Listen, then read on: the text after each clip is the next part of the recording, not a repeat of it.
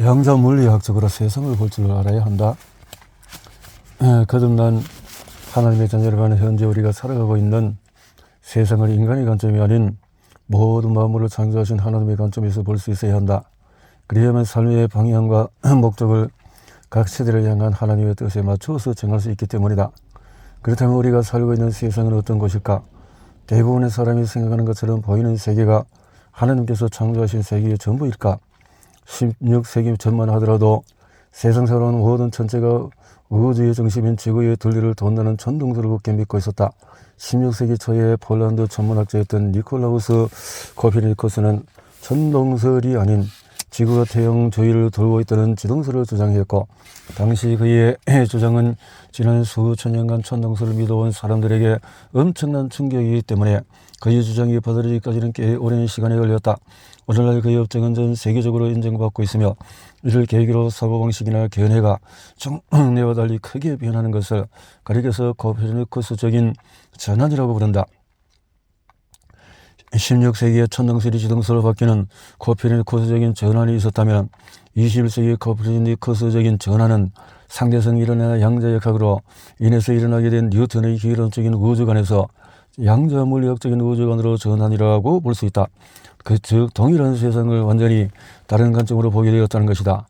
이것은 우리의 상식을 벗어난 엄청난 일이며 잘 이해되지 않고 받아들이기도 어려운 내용이다. 오죽했으면 1965년에 노벨 물리학상을 받은 세계적인 이론 물리학자 리처드 파인만이 양자역학이 무엇인지 이해했다고 말하는 사람이 있다면 그것은 새빨간 거짓말이다. 왜냐하면 나 자신조차 양자역학을 이해하지 못했기 때문이라고 말했겠는가? 오늘날 우리는 양자 물리학을 다 이해하지 못하지만 이미 양자 물리학에 기반하여 제작된 스마트폰, 컴퓨터, 디지털 카메라, 텔레비전 등 많은 기기를 일상생활에서 매일 사용하고 있다. 물리학자들은 양자 물리학적인 관점에서 일반인들과 다르게 자신과 세상을 보고 있다.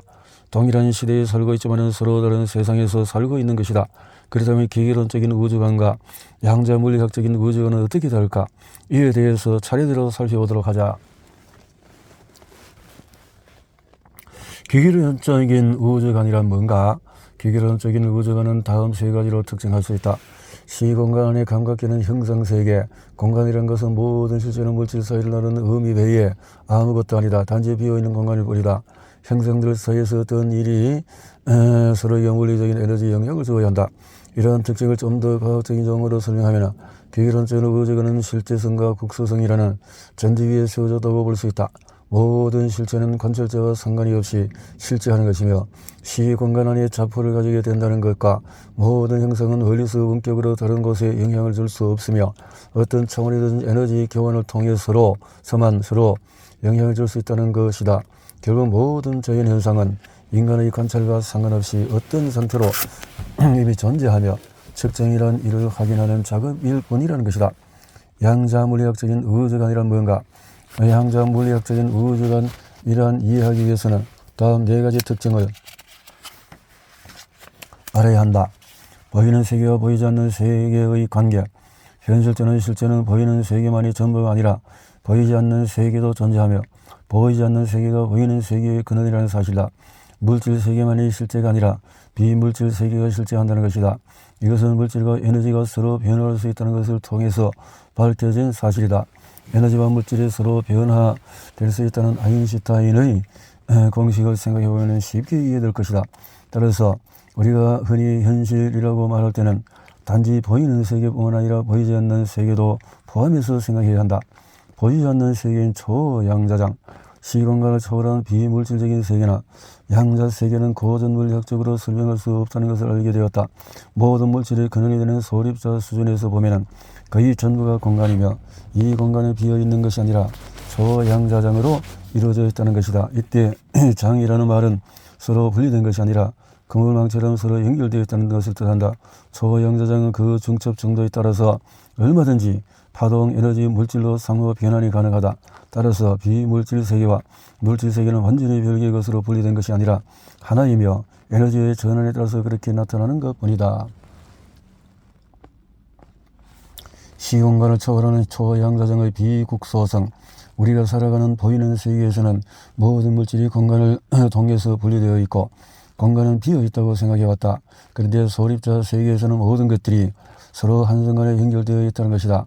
이 양자 에너지장에서는 모든 것들이 어디에 있든지 간에 한순간에 즉시 공간을 초월하여 서로에게 영향을 주고 있다는 것이다. 그것을 비국소성이라고 말한다. 인간은 세포로 나누어 설명할 수 없는 유기체이다. 이처럼 우주도 양자의 관계성과 전체성을 본질로 해서 우주를 하나의 관계망 속에서 파악하는 관계론적인 우주관이 제시된 것이다. 다시 말해 우주는 부품들로 분해하거나 조립할 수 있는 거대한 시계라기보다 모든 부분이 전체와 분리 가능한 거대한 유기체적인 관계망의 총체라는 것이다. 인간의 인식이 소립자 세계에 영향을 미치는 관찰자 효과. 가장 놀라운 발견은 인간의 의식에 따라 다른 생각과 감정이 이 소립자 세계에 영향을 미치고 있다는 것이다. 원자보다도 더 작은 입자인 아원자 입자들을 관찰하는 자의 믿음이 그 입자들의 행동에 영향을 미친다는 사실을 발견한 것이다. 이것을 관전자 효과로 부른다. 이런 입자들은 본래 보이지 않는 파동으로 모든 곳에 동시에 존재하다가 관찰자가 주의를 기울이는 순간에 관찰자가 찾고 있는 그 장소에 일자로 존재한다는 것이다. 양자역학에서는 관측 과정을 관측 대상에 분리시키지 못하며 분리될 수 없는 동일 체계이므로 독립적인 객관적인 대상이란 있을 수 없다는 것이다.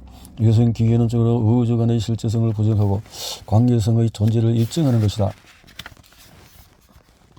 이 놀라운 발견은 진화론적으로 자아독립적인 개체로 살아간다고 생각했던 인간이 우주의 창조 과정에 참여하고 있다는 것이다. 피조물임에서 동시에 보이는 세계의 실체에 나타남과 진행 과정에서 참여하고 있다는 것이다.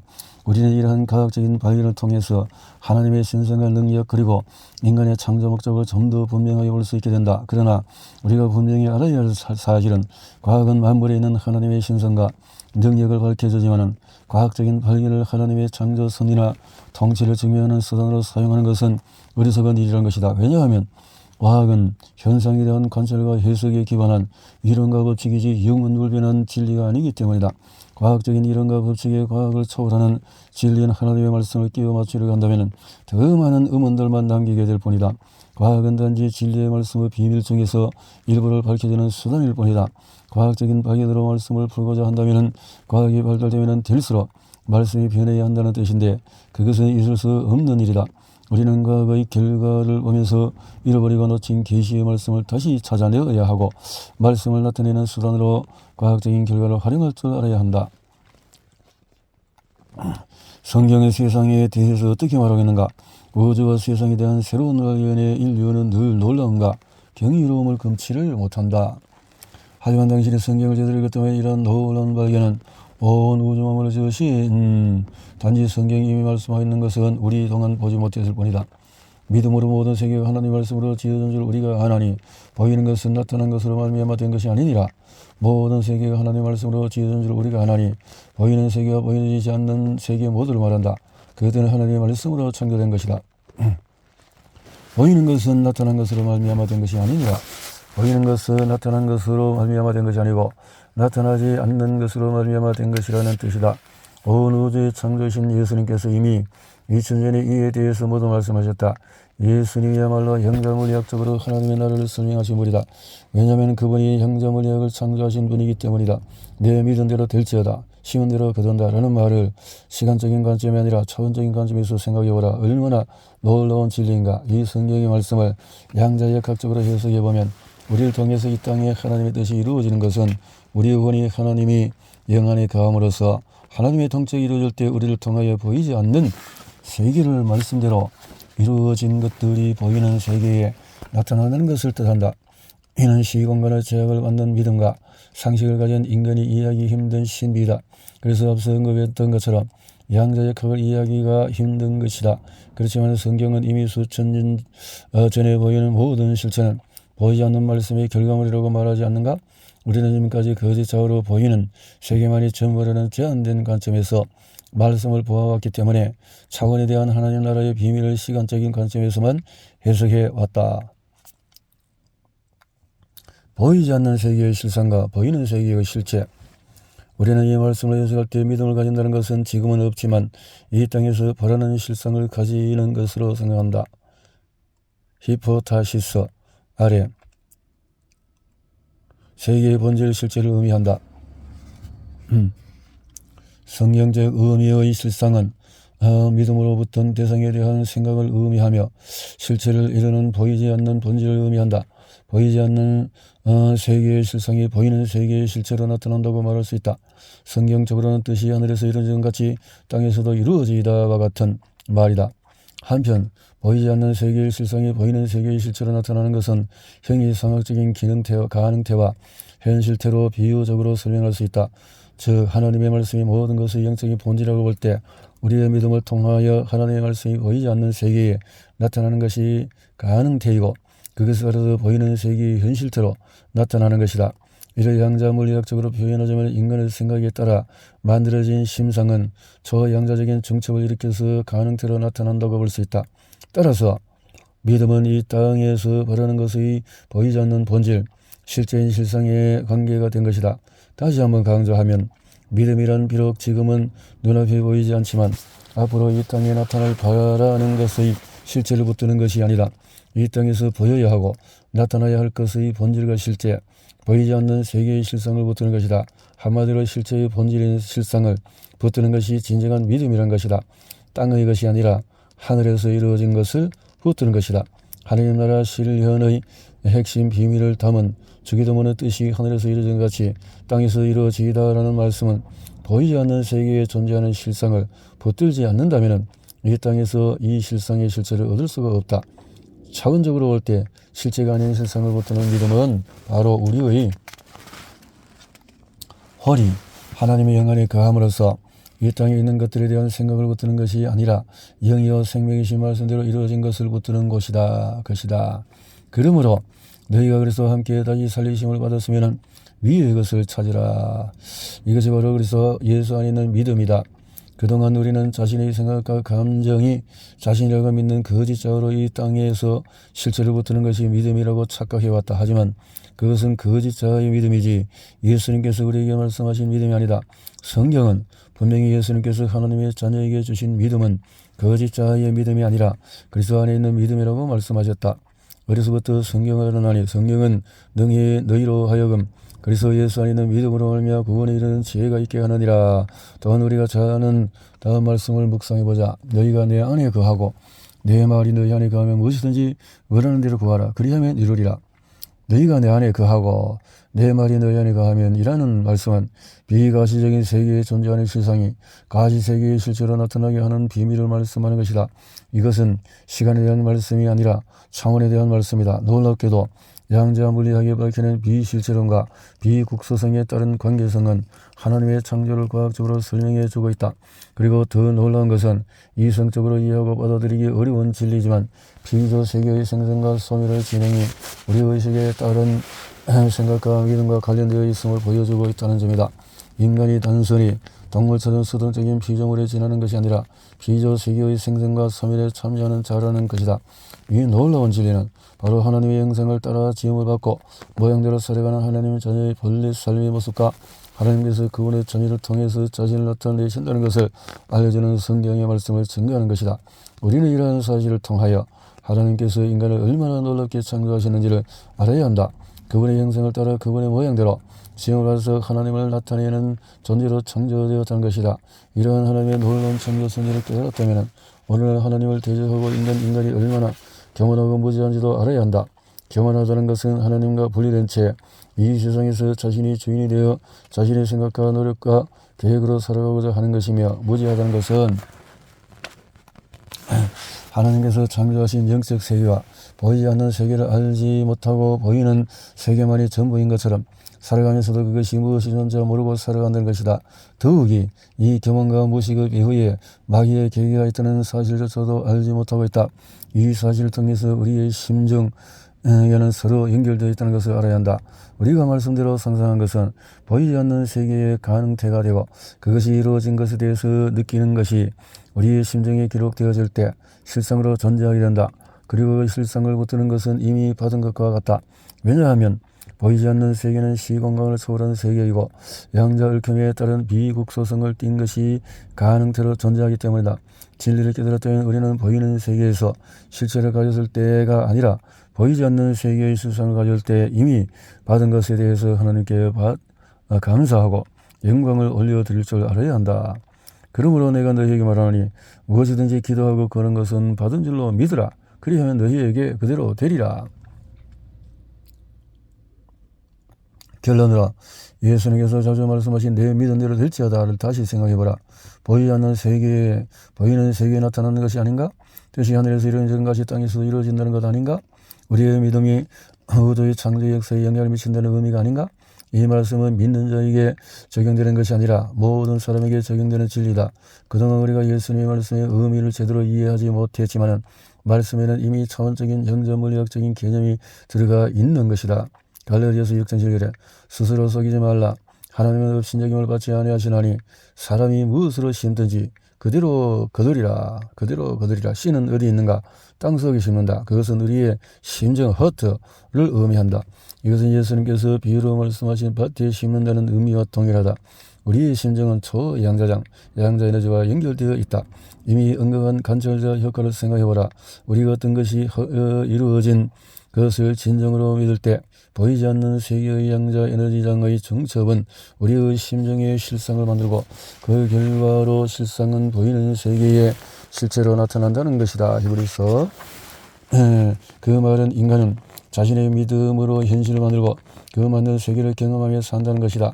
우리의 삶은 이미 정해진 신념 체계와 가치 체계에 기초하여 매일 99% 동일하거나 비슷한 생각으로 살아간다. 그래서 매번 똑같은 결과를 얻을 뿐이다.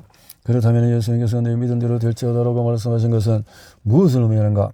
우리의 생각대로 믿는 것이 아니라 하나님의 말씀대로 믿는 것, 예수 그리스도를 믿는 것이다. 그럴 때 우리의 생각이 만든 실상에 따른 실체를 얻는 것이 아니라 하나님의 말씀대로 이루어진 실상의 실체를 얻게 된다는 것이다.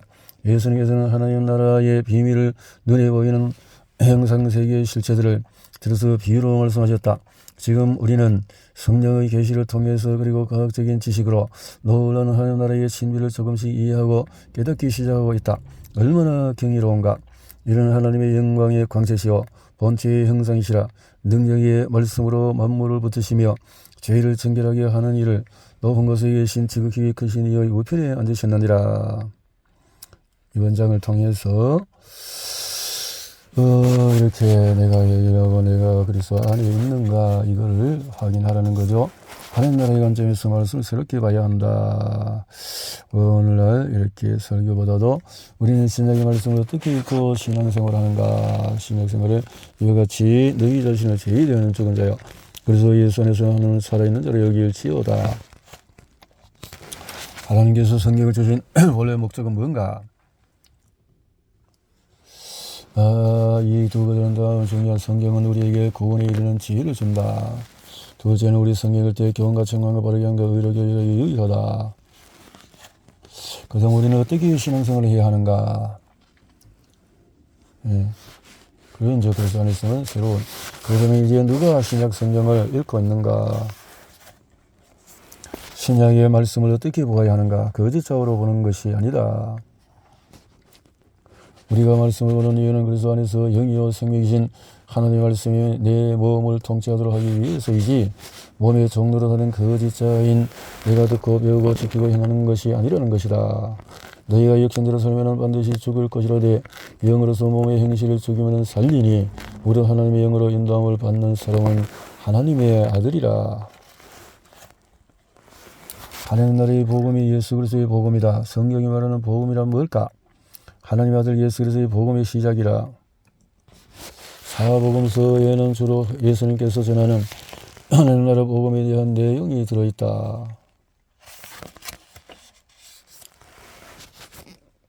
하나님의 뜻으로 말미암아 그래서 예수의 사도된 바울은 에베소에 있는 성도들과 그래서 예수 안에 있는 신실한 자들에게 편지하노니 서신서에는 하나님 나라의 안에 있는 자 예수 그리스도 안에 있는 자가 뭐며 사복음서가 신서의 관점의 차이를 이해해라.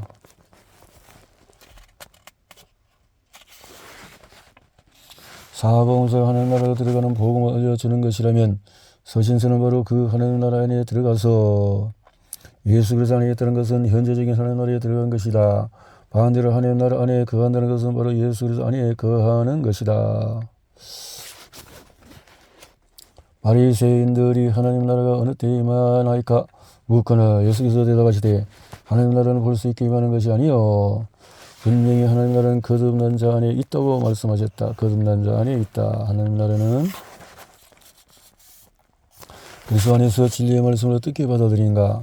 그리스도인들이 그토록 오래 말씀을 붙들고 사는데 왜 변화되지 않는가? 정말 신비 중에 신비이다. 그리스도 안에서 너희는 말씀을 행하는 자가 되고 듣기만 하여서 자신을 속이는 자가 되지 말라. 누구든지 말씀을 듣고 행하지 아니하면 그의 거울로 자신의 생활하는 같아서 그러면 모든 더러운 것과 넘치는 악을 내어버리고 너희 영혼을 등에 심어진 말씀의 온유함을 받으라. 이는 우리가 믿음으로 행하고 보는 것으로 행하지 아니하미로라. 능가를만 하여 사람을 기쁘게 하는 자처럼 하지 말고 그리스도의 정들처럼 마음으로 하나님의 뜻을 행하고 이 세상도 정력도 지내가되 하나님의 뜻을 행하는 자는 영원히 가느니라.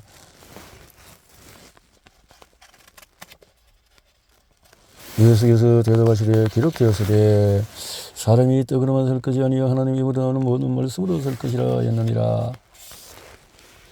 신약의 말씀은 우리의 삶을 어떻게 변화시키는가? 우리는 예수 그리스도 안에 있는 새로운 피조물이라는 사실, 새로운 존재라는 사실이다. 우리는 말씀이신 예수님께서 우리에게 말씀을 주신 이유를 깨닫고 예수 그리스도 안에서 말씀을 보아야 한다.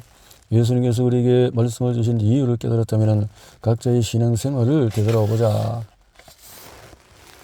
스스로 속이지 말라. 하나님은 업신여김을 받지 아니하시나니 사람이 무엇을 심든지 그대로 거두리라.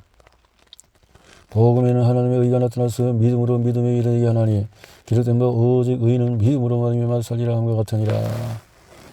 자녀들아 너희 안에 속하고 구약의 일부분 하나님의 영이 없는 자에게 죄를 짓지 않도록 하기 위해서 주어진 것이라면 신약의 말씀은 예수 그리스도 안에서 있는 자에게 하나님의 의를 이룰 수 있도록 하기 위해서 주어진 것이다. 알아서 지금 우리는 구약의 율법도 신약의 말씀도 예수 그리스도 안에서 읽을 줄 알아야 한다. 그리스도인들이 신약의 말씀을 읽을 때에 다음 세 가지를 알아야 한다. 첫째, 당신이 거듭난 존재라면 거짓자인 내가 라는 관점에서가 아니라 둘째로 말씀을 읽고 들는 동안에 내가 말씀대로 살지 못했구나. 셋째, 우리가 말씀을 먹어야 하는 이유는 거짓자로 말씀대로 행하여 삶을 변화시키기 위함이 아니라 그리스도 안에 있는 내가 말씀대로 믿음으로 새로운 실상을 가지도록 하기 위함이다. 적용은 우리가 예수 그리스도 안에 있을 때 우리는 더 이상 말씀으로 판단받는 존재가 아니다. 과거처럼 말씀에 비춰서 죄책감, 정죄감, 두려움이 들 때 어떤 경우라도 당신이 예수 그리스도 안에 있음을 받아들이라. 그러므로 너희는 먼저 베냐마바의 의를 구하라. 그리하면 모든 것을 너희에게 더하시리라. 둘째, 말씀대로 살기 위해서는 예수 그리스도 안에서 보이는 세계의 현실과 상관없이 주의 말씀대로 이루어진 것을 생각하고 느껴야 한다. 믿은 대로 행해야 한다. 믿은 대로 행해야 된다. 어떤 사람은 죄를 짓고 잘못을 저지르는데도 불구하고 자신의 태도나 행동을 변화시키지 않은 채 단지 그리스도 안에서 주의 말씀만 믿는다고 생각하면 그렇게 사는 것이 너무 뻔뻔하게 느껴진다. 정말 그렇게 한다고 변화되는가? 그 사람은 그리스도 안에 들어가지 않은 채 거짓자로 깨달은 생각을 지원하고 있는 것이다. 그리고 그리스도 안에서 말씀을 자신의 심정에 심은 대로 거듭내는 법칙을 경험해보지 못했기 때문에 그렇게 말하는 것이다. 당신의 심정에 새로운 실상을 심지 않는다면 당신이 결코 당신의 삶에서 새로운 실체를 경험할 수가 없다. 이 진리를 알지 못하는 자는 말씀을 보는 것을 싫어한다. 왜냐하면 말씀을 볼 때마다 찔리기 때문에 그렇게 살지 못하기 때문에. 그러나 하나님의 나라의 복음을 아는 자는 말씀을 보는 것이 꿀송이처럼 달다는 것을 안다. 왜냐하면 자신의 몸이 현재 그렇게 살지 못하고 있을지라도 성령님의 도우심으로 말씀을 통하여 새로운 실상을 만들어 또 예수 그리스도 안에 있는 믿음으로 변화된 몸을 통해서 새로운 실체를 경험할 수 있기 때문이다.